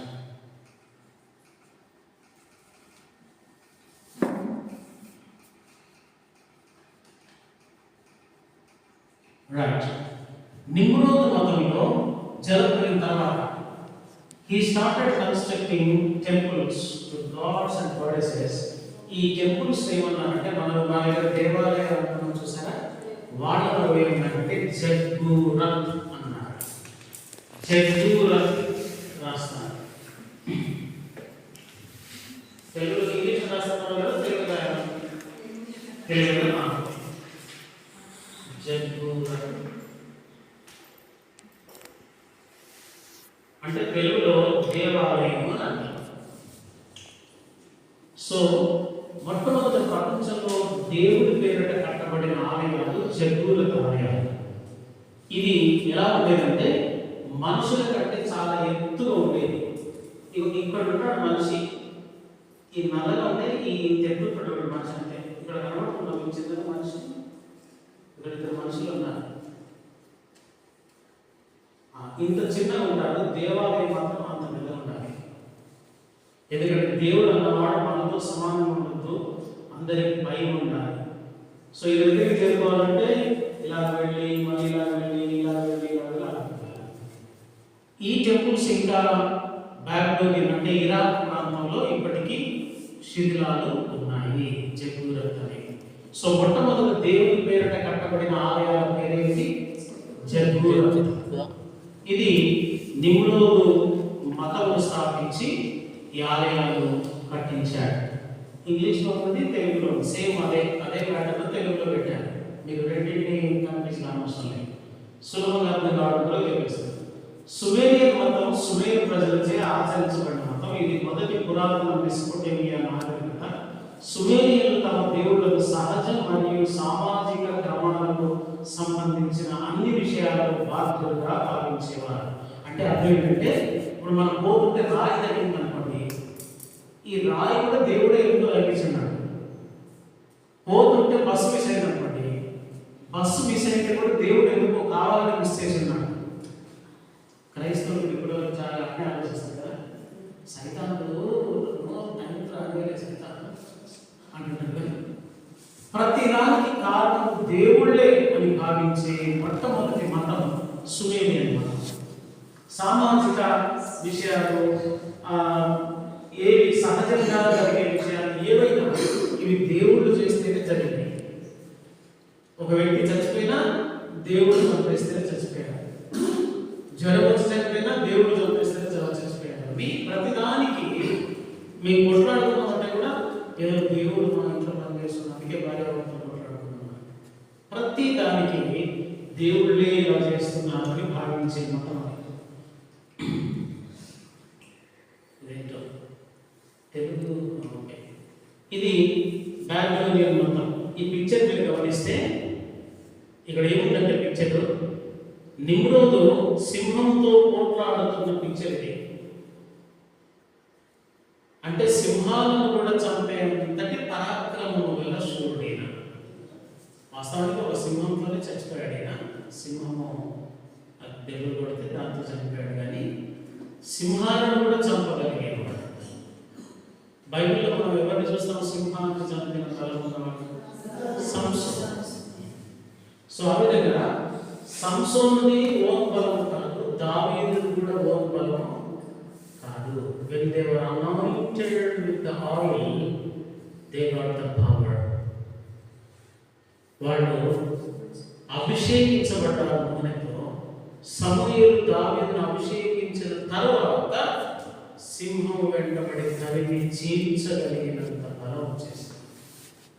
So anointing అనమాట. ఇక్కడ మాత్రము ఇతను స్వాభావికంగానే సింహాలను చంపగలిగినంత శక్తి గలవాడు. రైట్. ఇక హిందూ మతం దగ్గరికి వస్తున్నాం. హిందూ మతం గురించి హాస్టన్ స్మిత్ అనే అతను ద వరల్డ్ రిలీజియన్స్ ఈ బుక్ నాకు ఉంది. నేను ఇప్పుడు తయారు చేసిన మెటీరియల్లో చాలా వరకు ఈ పుస్తకంలో చదివి చేశాను. ఇంకా కొన్ని వరల్డ్ ప్రపంచ మతాలకు సంబంధించిన బుక్స్ చదివి ఈ లెసన్స్ అన్ని తయారు చేసుకున్నాను నేను. సో ఈయన ఈ బుక్లో ఏమని రాశాడంటే హిందూ మతం గురించి, హిందూ మతాన్ని మొత్తంగా తీసుకుంటే దాని విస్తారమైన సాహిత్యం, దాని సంక్లిష్టమైన ఆచారాలు, దాని విస్తృతమైన జానపద మార్గాలు, దాని సంపన్నమైన కళ మరియు ధృవీకరణతో లెక్కిస్తే నేను ఇలా చెప్పగలను. హిందూయిజం గురించి నేను ఇలా చెప్పగలుగుతున్నాను ఏంటంటే, మీరు కోరుకున్నది మీరు పొందవచ్చును అన్నదే హిందూ మతం యొక్క కాన్సెప్ట్. హిందూ మతంలో మెయిన్గా ఉన్న ఐడియాలజీ ఏంటంటే, మీరు ఏది భక్తి పేరుగా కోరుకుంటా వస్తున్నాయా. ఇప్పుడు మీరు ఆలోచించడానికి చెప్తున్నాను, క్రిస్టియానిటీ కూడా అలాంటి వాడు ఉన్నారా? మీరేది ప్రార్థన చేస్తారు దేవుడు ఇస్తాడు. దీన్ని ప్రాస్పారిటీ గాస్పుల్ అన్నాడు. హైదరాబాద్లో ఉన్నాయి ఇలాంటి సంఘాలు ఎక్కువ. వాళ్ళు ఏమంటున్నారంటే, by faith you ask anything you want, then God will give. విశ్వాసంతో నువ్వు ఏ విధంగా దేవుడు ఇచ్చేస్తాడు అని వాళ్ళు అంటున్నారు. ఇల్లు లేదా విశ్వాసంతో అడుగు, ఇల్లు ఇస్తాడు దేవుడు. కారు లేదా విశ్వాసంతో అడుగు, దేవుడు కారు ఇస్తాడు. ఆ పిల్ల నచ్చిందా, విశ్వాసంతో అడుగు, ఆమె కూడా ఇస్తాడు అని చెప్తున్నాడు. మరి ఇది నిజమేనా కాదా? బైబిల్ విద్యార్థులు చెప్పాలి. Is this right are wrong? Very good అండి, మంచి పాయింట్ తీశారు. అక్కడ బై ఫెయిత్ ఏర్పడితే అడగమని కాదు, ఆయన చిత్తానుసారముగా మనం ఏది అడిగినను దాన్ని మనం ఆయన అనుగ్రహించున్నది. సో ఆయన చిత్తానుసారంగా ఓడి తీసేస్తున్నాడు. మనం ఏది అడిగినను అది ఇచ్చును. ఆయన చిత్తంలో ఉన్నవాడు అసలు ఈ భూసంబంధమైన అడగడానికి మొదట ఆయన రాజ్యమును నీతిని వెతకండి, అప్పుడు అవన్నీ మీకు. సో ఇవి ఇచ్చే పని దేవుడిదట, అడిగే పని కాదు. మనం వెతకాల్సింది ఏంటంటే రాజ్యమును నీతిని. ఇప్పుడు 10th క్లాస్ ఎగ్జామ్స్ 6 పేపర్లు రాస్తారు. పేపర్లు ఎగ్జామ్ రాయడం మీ పని, మెమోరాండం ఎవరి పని? గవర్నమెంట్ పని. స్కూల్ ఆఫ్ సెకండరీ ఎడ్యుకేషన్ వల్ల మెమోరాండం ఇవ్వడానికి మనం ఎగ్జామ్ రాయాలా? అవసరం లేదు. అలాగే రాజ్యమును నీతిని వెతుకుతానే 2 పేపర్లు ఎగ్జామ్ రాయాలి. అవి నిన్ను వెంబడిస్తాయి. అవి మీకు అనుగ్రహించబడడానికి తర్జుమాలో ఉంది, అక్కడ లేదు గ్రీక్లో. అవి మిమ్మల్ని వెంబడించుకున్నా ఉంది. ఏవి? మీకు నీళ్లు కావాలా, అన్నం కావాలా, వస్త్రం కావాలా, ఇవి మిమ్మల్ని వెంబడించు. మీరు వాటిని వెంబడించండి. ఈ అన్నము వస్త్రము మీ అక్కలన్నీ మీ వెంట వస్తాయంటే మనం ఈ అక్కల వెంట పరిగెత్తుతున్నాం, రాజ్యం నీతి వెంట పరిగెత్తుతున్నాం. ఇక్కడ క్రిస్టియన్ యాటిట్యూడ్ డాక్టర్ టోటల్గా మారిపోతుంది. ఎంతసేపు మనము ఈ భూసంబంధానికి ఇది కావాలి ఇది కావాలి, మొదట రాజ్యం చెబుతూ నీకు ఏది కావాలో నువ్వు అడగకముందే తండ్రికి తెలుసు. నీకు ఏది కావాలో నీ వెంట పంపిస్తాను. నీవు దాని వెంట పడదు. ఈ కాన్సెప్ట్ క్రిస్టియానిటీ మర్చిపోయి హిందూ మతం లాగానే మనం ఏది కోరుకుంటా దేవుడు ఇస్తాడట, మనకు ప్రభా ప్రభా ప్రభా అని ప్రార్థన చేస్తే దేవుడు ఇస్తాడు కావచ్చు. ఈ హిందూ కాన్సెప్ట్కి వెళ్ళిపోయింది మన క్రిస్టియన్ రిలీజియన్ కాన్సెప్ట్ కూడా. Totally nonsense. ఇది కాదు భక్తి. ఇది కాదు క్రిస్టియానిటీ నేర్పిస్తున్న భక్తి. సో ఈయన అది చెప్పాడు అనమాట. నేనేం చెప్పగలనంటే మీరు కోరుకున్నది మీరు పొందవచ్చు అన్నదే హిందూ మతం యొక్క సారాంశం. భగవంతుడు వచ్చి నీకు ఏది కావాలంటే అది పొందుతాడు అంతే. రైట్. మెసొపొటేమియా అంటే అర్థం చెప్పాను కదా, means the land between the reverse, a land that lies between the Tigris and the Euphrates rivers. Earliest civilization arose in what is now southern Iraq. ప్రపంచంలో అతి పురాతనమైన మతం దక్షిణ ఇరాక్ ప్రాంతంలో మొట్టమొదటిగా వెలిసిన నాగరికత టైగ్రిస్ యూఫ్రటీస్ నదుల మధ్యలో వెలిసింది కనుక ఇది మెసొపొటేమియా అని పేరు వచ్చింది.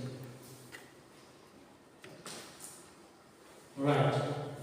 ఇది ఈ పైన ఉంది, ఇది అష్షూరు, ఇది బాబిలోనియా, ఇక్కడ వచ్చేది ఇది సుమేరియా. సో ఈ మూడు నాగరికతలు కలిసినది ఈ రెండు నదుల వార్తలు చూస్తున్నారా, ఈ పని ఇక్కడ ఈ లోయలో కలుస్తాయి. ఇది గల్ఫ్, పర్షియన్ గల్ఫ్ అంటారు దీన్ని. సో ఈ రెండు నదుల మధ్యలో కూడా వెలిసిన నాగరికత కనుక దీన్ని మెసొపొటేమియా, మెస్సోస్ పెటమోస్.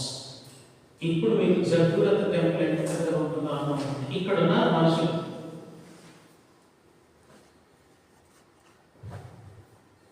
వీళ్ళకు 2 రెట్లు ఎత్తు కాంపౌండ్ వాల్ ఉంది, దానికి మళ్ళీ 4-5 రెట్ల ఎత్తు దేవాలయం ఉంది.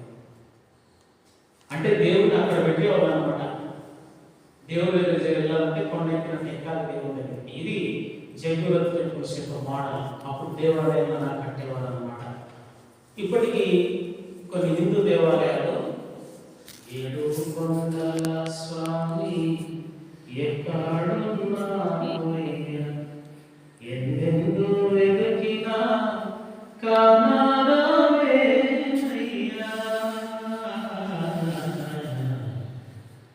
ఎక్కడ ఎత్తాలంటే 7 కొండలని 7 కొండలు ఎక్కి వెళ్తాయి. అంటే అంత పైన ఉండాలన్నమాట దేవుడు పైన. ఓకే. సో మెసొపొటేమియా గురించి ఏమంటారంటే ద క్రాడిల్ ఆఫ్ సివిలైజేషన్, నాగరికతలన్నిటికీ ఒక ఊయల లాంటిది అని చెప్పారనమాట. ఓకే. ఇంతకుముందు నేను చెప్పినట్టుగా సుమేరియా, బాబిలోనియా, అస్సీరియా ఈ 3 నాగరికతలు కలిసి ఉన్నాయి. సరే, ఇవి ఇక్కడ క్లియర్ మీకు ఏర్పడలేదు కానీ మీ సెల్ ఫోన్లో క్లారిటీ బాగున్నాయి. దేవుళ్ళ పేర్లతో సహా ఇచ్చాను నేను. ఇవన్నీ ఆనాడు వాళ్ళ మతంలో ఉన్న దేవుళ్ళ పేర్లు ఇవన్నీ కూడా. ఓకే. ఇందులో మనకు తెలిసిన పేర్లు ఒక్కటి కూడా లేవు,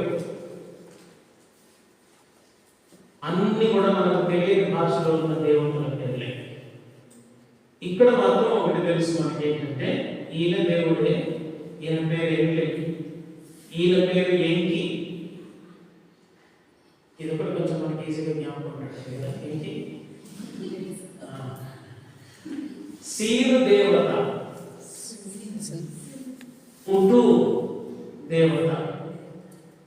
ఈ సీరు దేవత గురించి కొంచెం గుర్తుంచుకోవాలి. ఇక్కడ మీరు క్రిసెంట్ మూన్ చూస్తున్నారు, అర్ధచంద్రాకారం చూస్తున్నారు. అంటే మెసొపొటేమియా నాగరికత నుండే ఈ చంద్ర దేవత ఆరాధన ఉన్నది. ఆ విధంగా చంద్రదేవత ఆరాధన హిందూయిజంలో కనబడుతుంది, చంద్రదేవత ఆరాధన ఇస్లాంలో కూడా కనబడుతుంది. ఓకే. ఆ విధంగా అన్ని మతాల్లోకి వచ్చిన దేవత ఈ దేవత. ఇవన్నీ తర్వాత పడిపోయాయి.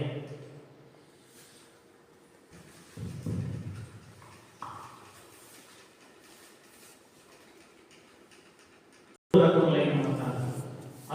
అష్షూరు వాళ్ళ మతం, సుమేరియన్, బాబిలోనియన్, ఈ 3 మతాలు. సో ఈ 3 మతాలలో ముఖ్యంగా వాళ్ళు దేవాలయాలైతే ఈ విధంగానే కట్టేవారు అన్నమాట. ఓకే. ఇవన్నీ దేవుళ్ళ విగ్రహాలు బయటపడ్డాయి. ఆ నాగరికతలో తవ్వకాలు జరిగితే ఈ విగ్రహాలన్నీ కూడా బయటపడ్డాయి అన్నమాట.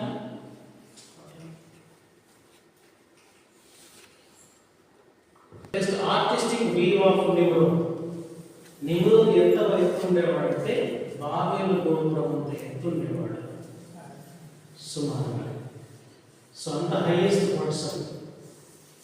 ఆ తర్వాత ఈ గోపురము కట్టినప్పుడు ఇది కూడా మతానికి సంబంధించిన దేవాలయమే. మన బైబిల్లో ఈ గోపురం ఎందుకు కట్టబడిందో లేదు. రీజన్ ఒకటి రాయబడింది ఏంటంటే, మనం ఆకాశం అంటే అంతగా ఒక గోపురం కట్టుకున్నాం రండి అని ప్రజలు అనుకున్నారు అని ఉంది బైబిల్ కదా. కానీ ఆకాశం అంటే ఏమిటి వీళ్ళకి ప్రయోజనం? ఇన్ని లక్షల మంది ఈ చివరిలో పోయి ఉన్నారు, రైతులో పోయి ఉన్నారు, లక్షల మంది జలప్రలయం వల్ల వస్తున్నాయి. అది కాదు మెయిన్ ఇంటెన్షన్. మెయిన్ ఇంటెన్షన్ ఏంటంటే, ఈ బాబెల్ అనే పదానికి 2 భాషల్లో 2 అర్థాలు ఉన్నాయి. వెరీ గుడ్, ఎవరు చెప్తారు? బాబెల్ హెబ్రీ భాషలో ఏముంది అర్థం? హెబ్రీ భాషలో ఓకే. మరి కల్దీయుల భాషలో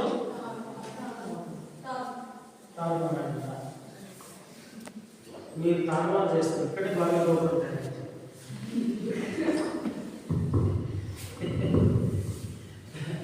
హెబ్రీ భాషలో తారుమారు అని ఉంది, కల్దీయుల భాషలో కాదు.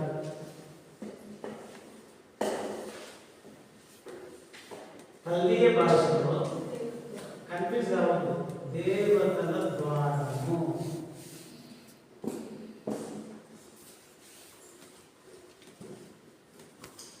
దేవతల ద్వారం ఎందుకు ఈ పేరు పెట్టారంటే, బబులోనులో మాట్లాడే భాష హెబ్రీ భాష కాదు, కల్దీయుల భాష. సో ఆ భాషను బట్టి వాళ్ళు ఏమన్నారంటే, ఇది దేవతలకు ద్వారము. భూమి మీదకి వాళ్ళు రావడానికి వాళ్ళు కట్టిన ద్వారం ఇది. గేట్స్ ఆఫ్ గాడ్స్ అని ఇంగ్లీష్, దేవతలకు ద్వారములు అని. సో ఎందుకు ఇది దేవతలకు ద్వారం అవుతుందంటే, జాగ్రత్తగా అండి, బోర్డు కనబడుతుంది కదా, నేను కనబడలేదు, బోర్డు కనబడుతుంది, రైట్. ఇది భూమి, ఓకే. ఇది మొదటి ఆకాశము, ఇది 3వ ఆకాశం అని అనుకోండి, అర్థం కావాలని ఇస్తుంది. మొదటి ఆకాశం, 3వ ఆకాశం. మొదటి ఆకాశంలో వాయువు ఉన్నది, మబ్బులు ఉన్నాయి. 2వ ఆకాశంలో సూర్య చంద్ర నక్షత్రాలు ఉన్నాయి.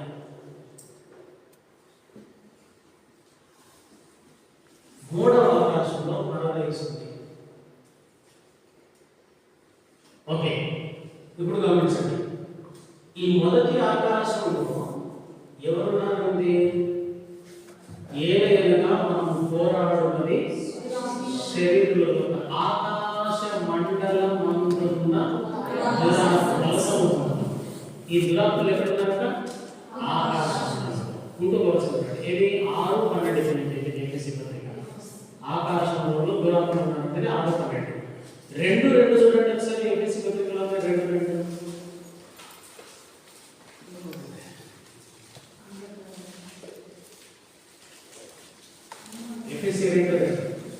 మరియు మీరు వారిని చేర్చు వాయుమండల సంబంధమైన అధిపతిని. ఏ అధిపతినా? వాయుమండల సంబంధి. సో వాయువు ఎక్కడ ఉంటుంది? వాయువు ఎక్కడ ఉంటుంది? చంద్రమండలం పోయేటప్పుడు గాలి సంచం ఎంత పెట్టుకుంటాడు గుర్తుండదు అంటే అక్కడ ఏం లేదన్నమాట. గాలి లేదు, గాలి లేదు, ఆక్సిజన్ కాదు, అసలు ఏ గాలి లేదు. అదే మనకు అవసరం ఉంది ఆక్సిజన్, అసలు గాలి లేదు, నైట్రోజన్ గాలి లేదు, హైడ్రోజన్ గాలి లేదు. అంటే ఒక రేంజ్ వరకే ఈ వాయువు ఉన్నది. దాని అన్నాడు వాయుమండల సంబంధి అని అడిగాడు. వాయుమండలం ఎక్కడి వరకు ఉందో అక్కడ ఈ దురాత్మలు ఉన్నారు. ఇది వాళ్ళు పెట్టుకున్న వాళ్ళ ఆఫీస్, వాళ్ళ అడ్మినిస్ట్రేటివ్ ఆఫీస్. సో ఈ వాయుమండల సంబంధంలో దురాత్మలు ఉన్నారు.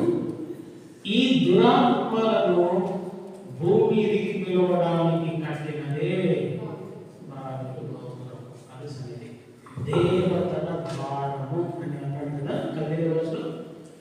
దేవతలను ఈ భూమికి ఆహ్వానించిన ద్వారం అది.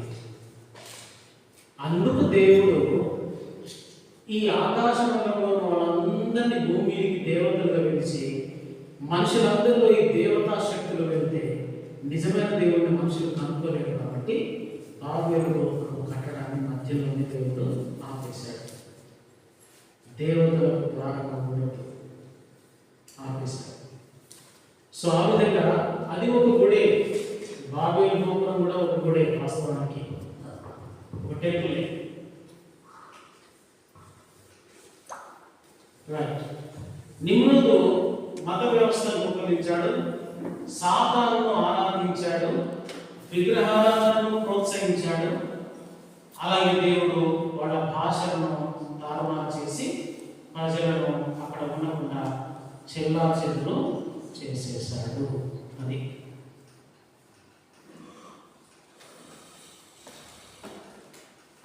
ఇది ముందే చెప్పాను నేను. పరాక్రమశాలుడు అనే రాయబడిన 20లో చెప్పాను. ఇది అసీరియా, సుమేరియా నాగరికత, ఈ మూడు ఉన్నాయి. ఓకే, ఈ రౌండ్ చేసినవన్నీ ఆయన కట్టించిన పట్టణాలు. ఇక్కడ గమనించండి, నిమ్రోదు గురించి ఉన్న ఒక పురాతనమైన చిత్రం ఇది.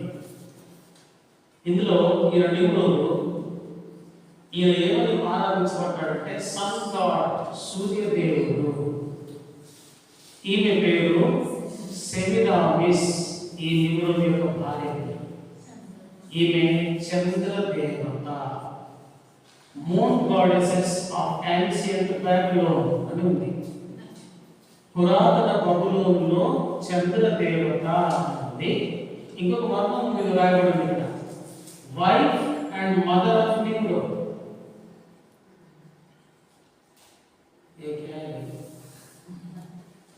మొదట మదర్ बोलो, नहीं तो वाइफ बोलो. वाइफ एंड मदर कैसा हो सकता है? Wife and mother of Nimrod. Okay, ఇంకొక మర్మం చెప్తున్నాను. వీళ్ళిద్దరికి పుట్టిన కుమారుని దేవదూత అని పిలుచుకొని తమ్మూసు అని పేరు పెట్టారు. ఈయన పుట్టిన తేదీ డిసెంబర్ 25.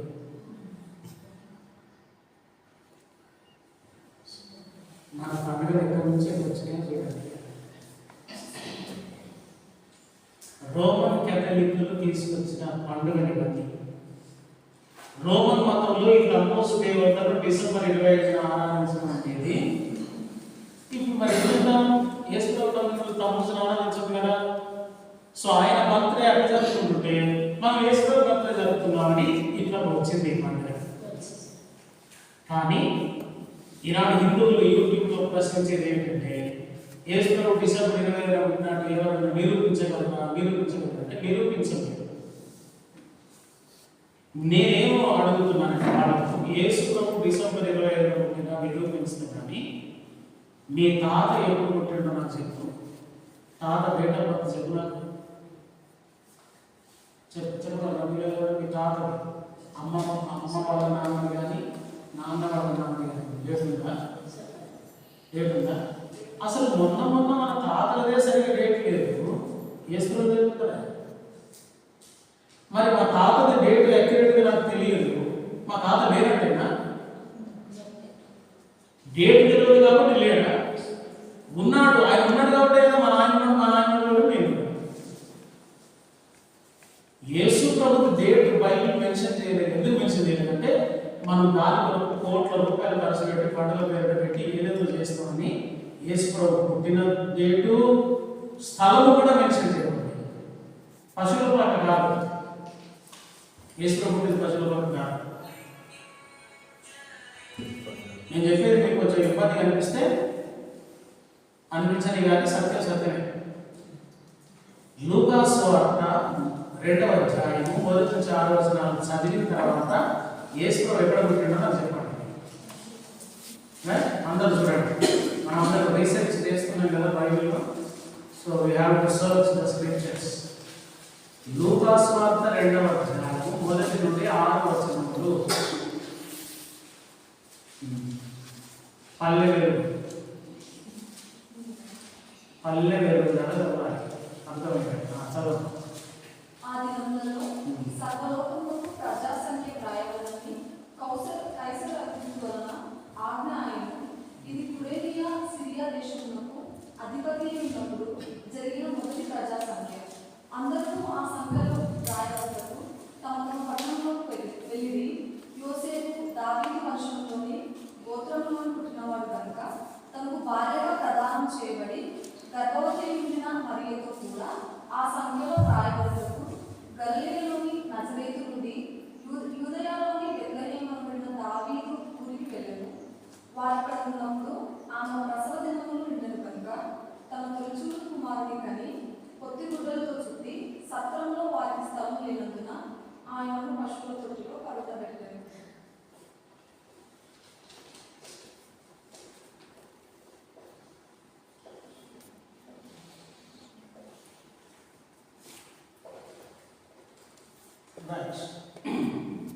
ఇప్పుడు నాకు చెప్పండి అవసరాల ప్రకారంగా యేసు ప్రభువు ఎక్కడ పుట్టాడు, లేకపోతే మరియమ్మ ఎక్కడ కనిపిస్తున్నాడు?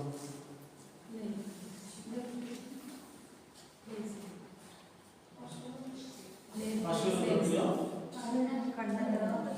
కన్నంక బరుణ పెట్టిందా అల్లనే కన్న అంటే ఎక్కడో కన్నది కరుణ పెట్టు మరి కన్నది ఎక్కడ? అదంతా మళ్ళీ మనం చదువుకుంటే 20 దొరుకుతాం కన్నడం మత్తయి సువార్తలో మత్తయి సువార్తలేమో జ్ఞానులు వచ్చి 2 సంవత్సరాల తర్వాత జ్ఞానులు వచ్చారు, వాళ్ళు వచ్చినప్పుడు సంగతి 2వ అధ్యాయం నుంచి రాస్తారు. పుట్టిన రాస్తారు. మరి కన్నది ఎక్కడ లేదు, అసలు ప్లేసే లేదు. కానీ ఇశ్రాయేల్ దేశంలో లోకవేత్తలు ఏం చేసి తెలుసా, బంగారంతో ప్లేట్ పెట్టుకో గిన్నె కన్నది అంటే ఆ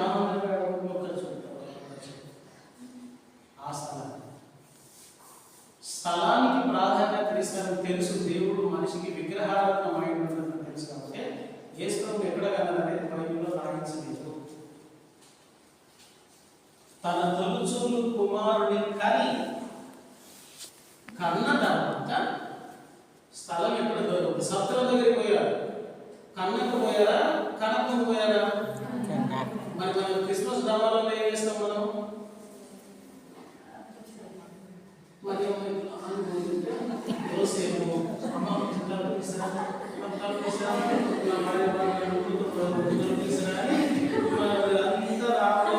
డైరెక్షన్ ఇంతదే అంట. నొప్పులతో కాదు, ప్రయాణం చేస్తున్నప్పుడు కూడా కాదు, ప్రయాణం చేస్తున్నప్పుడు కూడా కనలేదు. వారు అక్కడ ఉన్నప్పుడు బెత్లెహేము ఊరికి వెళ్ళాను.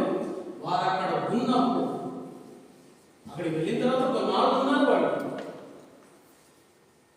నేను అడుగుతున్నాను, 9 నెలల గర్భిణిని పట్టుకొని నజరేతు నుండి గాడిని వేయించుకొని ఇంత దూరం వస్తాయా? గుర్తుందని అసలు 7వ నెల దాటితేనే బస్సులలో వెళ్ళని వస్తుంది. 9వ నెల ఉన్నాను గాడిని వేయించుకొని వస్తాను కాదు, ముందే వచ్చేసి వాడు అక్కడ ఉన్నారు, కొన్ని రోజుల పాటు ఉన్నారు. అక్కడ ఉన్న తర్వాత కుమారుడి కన్న తర్వాత సత్రం దగ్గరికి వెళ్ళాడు. సత్రం దగ్గరికి శిశువులు పట్టుకొని వెళ్ళాడు. యోసేపు పరిగెత్తి సత్రంలో స్థలం ఏమంటే లేదు లేకపోయా అంటాడు మన గ్రామంలో.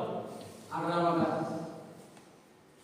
కన్న తర్వాత సత్రం దగ్గరికి వెళ్ళారు. ఇక్కడ మూలకు స్థలం దొరుకుతున్నామని, ఇక్కడ కూడా స్థలం లేదు కనుక అప్పుడు మళ్ళీ బయటకు తీసుకుని పోయి ఒక శిశువును పొత్తి గుడ్డలతో చుట్టి పశువుల తొట్టిలో పాల్గొంటారు. అది చరిత్ర. మనం అంతా మన ఇష్టం చేసేసి లేని స్టోరీస్ అంటే క్రిస్మస్. తర్వాత గొల్లలు యేసు ప్రభువుని ఎక్కడ చూశారు, జ్ఞానులు ఎక్కడ చూశారు, ఎక్కడ కనుగొన్నారు? యేసు ప్రభు గొల్లలు ఎక్కడ కనుగొన్నారు, జ్ఞానులు ఎక్కడ కనుగొన్నారు? సరే మన క్రిస్మస్ చెప్పండి. ఒక పశువు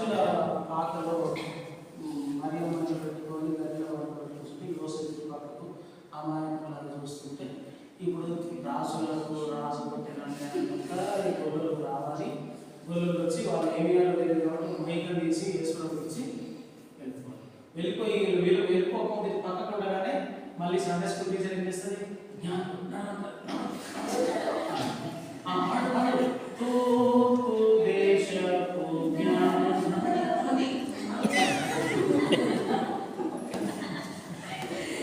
సండే స్కూల్ టీచర్కి ఎంత కష్టమో ఇప్పుడు వీళ్ళు పంపడం. ఈ పోరాటం రాజు దేశం చేసుకుంటారు, ఎప్పుడు పోవాలో వీళ్ళని తెలియదు. ఈ టీచర్ ఏమో గురువు మీరు ఉన్నప్పుడు రానే ఉంటారు, వాళ్ళు రానే వచ్చారు, మళ్ళీ మీరు పాడైపోతున్నాడు. ఎంత కష్టమో ఆమెకు జీవితంలో ఎన్నడూ కష్టపడాలి. క్రిస్మస్ అయితే సండే స్కూల్ టీచర్లు అయితే 30 దిక్కులు పడుతుంది. ఇదంతా ఒకటే. ఎందుకు తెలుసా? అసలు పశువుల పాక లేదు, పశువుల పాక లేదు. పశువుల పాక వేరు, పశువుల తొట్టి వేరు. అర్థమవుతుంది మీకు? పశువుల పాకలు వేరు, పశువుల తొట్టులు వేరు. పశువుల పాకలు సొంతగా ఉంటాయి. ఇది నా ఇల్లు అయితే నా ఇంటి దాని పక్కన పశువులు పేరు 100 పశువులు ఉంటే, ఇంకొక 50 ఉంటే, 20 ఉంటే ఒక పెద్ద పశువుల పాక వేసుకొని అందులో పెట్టుకుంటాను. పశువుల తొట్టి అక్కడ ఉండదు. పశువుల తొట్టి అంటే ఏంటంటే ఇదంతా ఊరవుతుంది. పశువుల కాపలు ఉదయాన్నే బర్రెలు, గేదెలు, ఆవులు అన్నింటిని కొట్టుకొని వెళ్తుంటారు కదా అందరి ఇళ్ళలో. అప్పుడు ఊరు దాటిన తర్వాత అడవిలోకి వెళ్తే నీళ్లు ఉండవు అక్కడ. కాబట్టి గ్రామ పంచాయతీ వాళ్ళు ఏం చేస్తారంటే ఈ ఊరు పొరిమేరల్లో గవర్నమెంట్ భూమి ఎక్కడుందో చూసి అక్కడ ఇలా పొడవుగా ఒకటి తొట్టి కడతారు. అంత పొడవు, ఈ హాల్ ఎంత పొడవుందో అంత పొడవు కడతారు. నీళ్ల కొరమే. ఇందులో మున్సిపాలిటీ కనెక్షన్ ఉంటుంది, గ్రామ పంచాయతీ కనెక్షన్ ఉంటుంది.